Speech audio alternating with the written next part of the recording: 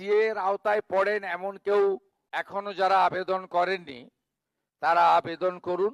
আমরা মোট এখন অবধি সিএ সার্টিফিকেট দেওয়া হয়েছে 23,956 জনকে।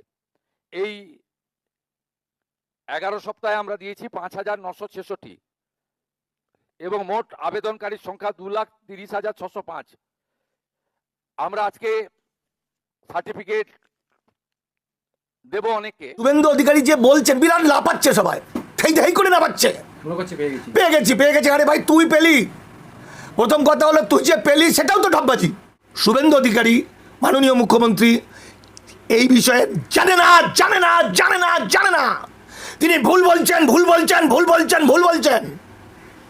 যদি ক্ষমতা থাকে আমাকে প্রমাণ করুক, জেলে দিক। এখন নানা কায়দায় মানুষ যাতে সিএতে আবেদন করে, এত উপকারটা করা কেন? এত মানুষকে পাগলের মতো নিতেই হবে এটা কেন?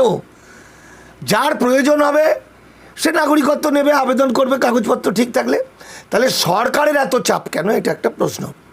এখন আপনি যেটা বলছেন সেটা হচ্ছে, মুখ্যমন্ত্রী কালকে ভিডিওতে দেখলাম যে তিনি বলছেন সিএতে অনেক রকম বললেন, সিএ নিয়ে মানুষকে বিভ্রান্ত করা ইত্যাদি বললেন। তারপরে বললেন যে 1 মাস আগে তিনি বলেছিলেন মোট 1,21,000 আবেদন করেছে, তার মধ্যে 19,000 নাগরিকত্ব পেয়েছে। এখন বলছেন 1 মাস পরে 2,26,000 আবেদন করেছে, মানে 1 মাসে 1 লাখ বেড়ে গেল ভাবুন। এবং বলছে 26,000 নাগরিকত্ব পেয়েছে। তো ভালোই তো। এখন আমাদের কথা হচ্ছে, তাহলে আমরা মিথ্যা কথা বলেছি, আমাদের ক্ষমা চাওয়া উচিত। শুধু ক্ষমা চেয়ে হবে না, আমাদের তো ফাঁসি দেওয়া উচিত। এত বড় একটা মিথ্যা কথা বলেছি। কিন্তু স্ট্যাটিস্টিক্স কি বলছে? আমরা কি ভুল বলেছিলাম? না, মুখ্যমন্ত্রী সঠিক বলছেন না। মুখ্যমন্ত্রী নিজে মুখ্যমন্ত্রী হয়েছেন ঠিকই, কিন্তু তার আশেপাশে যারা বসে আছে, যেটা মমতা ব্যানার্জির আশেপাশে ছিল, তারা যেমন ভুলভাল বলতেই না, কেউ ভুলভাল বলছে। ইনি গভীরে ঢুকতে পারছেন না, ঢোকার সময় নেই। যদি ঢুকতে চাইতেন আমাদের কারো কাছ থেকে জেনে নিতেন। আমি একজন গবেষক, কেন আমি এই কথাটা বলছি? আমি যে আমার কথাটা না শোনার ফলে বাঙালি জাতিটা ধ্বংস হয়ে যাবে, একদম মিলিয়ে নেবেন। কী করে? আমি একটা টোটকা দিই, হিসাব দিই। মুখ্যমন্ত্রীর হিসাবে হচ্ছে 2,26,000 আবেদন করেছেন। এইবার আমি ধরে নিলাম 2,26,000-এর মধ্যে 1 লক্ষ এখনও নিষ্পত্তি হয়নি, মানে এই টেবিল ওই টেবিল সেই টেবিলে আছে। আমি কথার কথা বলছি। তাহলে 1,26,000 নিষ্পত্তি হয়ে গেছে। এই 1,26,000-এর মধ্যে যারা ডকুমেন্ট দিতে পেরেছে সেই রকম মানুষ, অর্থাৎ শুধু 26,000 নাগরিকত্ব পেয়েছে, তাই তো? 1,26,000-এর মধ্যে শুধু 26,000 নাগরিকত্ব পেয়েছে। তাহলে 1 লাখ নাগরিকত্ব পায়নি। তাহলে এই 1 লাখ লোক সে লিখে ফেলেছে যে সে বাংলাদেশ থেকে এসছে, লুকিয়ে এসছে, অবৈধ পথে কাঁটা তার পেরিয়ে এসছে, তার সমস্ত কাগজপত্র ভুয়ো, তাই তো? তাহলে এই 1 লাখ লোক ভারতে কোন আইনে আছে? এই 1 লাখ লোকের নাগরিক পরিষেবা, মানে চাকরি বাকরি আরও সুযোগ সুবিধা যা থাকার কথা, সেইগুলো কতদিন পাবেন, তাই তো?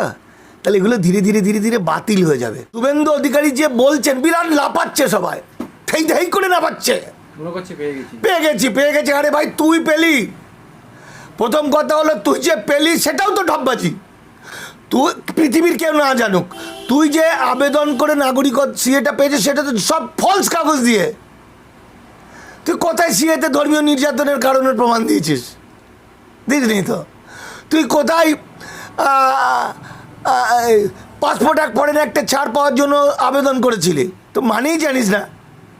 ফলে আমাদের রাজ্যের অনেক এডিএম, বিডিও, এই রেঞ্জের লোকেরাও গান্ডুরা আবেদন করেছে। এরা কিন্তু বিরাট লেখাপড়া জানা, মানে এসসিদের, প্রকৃত এসসিদের মুখে লাঠি মেরে তাদের পেটের সব খাবারটা খেয়ে নিয়েছে, দিয়ে এসডিও, বিডিও, ডিএম হয়ে গেছে। এবার তারা আবেদন করেছে। আর একটা ঘটনা হচ্ছে, এই একটা ছেলে রানাঘাটে, সে ডিলিট হয়ে গেছে, নাম বাতিল হয়ে গেছে ভোটার তালিকা, SIR। এবার তার সিএতে সার্টিফিকেট পেয়েছে। এবার ও আবেদন করেছে আবার, কিন্তু এখনও নাম উঠছে না, বা উঠবে কিনা জানি না। সে সিএ সার্টিফিকেটটা নিয়ে রানাঘাটে এসডি অফিসে গিয়ে বলেছে আমারটা চেকিং করে দাও। ও ভাবছে আমারটা তো লিঙ্ক আছে সিএ মানে এসসি সার্টিফিকেট। এবার কিছুদিন ঘুরিয়েছে বলে সে খুব ক্ষুব্ধ হয়েছে, মনে মনে ভাবছে সালা আমি মতুয়া, আমারকে ঘোরাচ্ছে বলে। ও একদিন এসডি অফিসে গেছে, এসডি অফিসের স্টাফ ওকে দেখে বলেছে যে পালা এখান থেকে, শালা তোকে এখনই গ্রেপ্তার করবে, তুই পালা এখান থেকে, তো জেলে চলে যাবি। ও তো মানে বুঝছে না, সে তো আমাদের কথা শোনেনি, তার বাবা মা তো শোনেনি। কারণ একজন এসসি সার্টিফিকেট হোল্ডার কোন আইনে কোন অধিকারে সিএতে আবেদন করবে?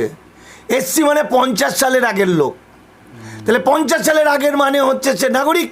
তাহলে নাগরিক হয়ে সে কি করে সিএতে বললো আমার বাংলাদেশের বগুলা বা ঢাকাতে জন্ম, আমি এত সালে লুকিয়ে এসছি, আমার কাগজ ছিল না? তাহলে সব ধরা পড়ে যাবে। শুভেন্দু অধিকারী যেগুলো বলছেন মুখ্যমন্ত্রী, তিনি জ্ঞানত বলছেন বলে আমি জানি না, তিনি তো উদ্বাস্তু পরিবারের ছেলে, তার একটা আবেগ আছে। তাকে টুপি পরিয়ে দিয়েছে অমিত শাহ, নরেন্দ্র মোদী তাকেও টুপি পরিয়ে দিয়েছে।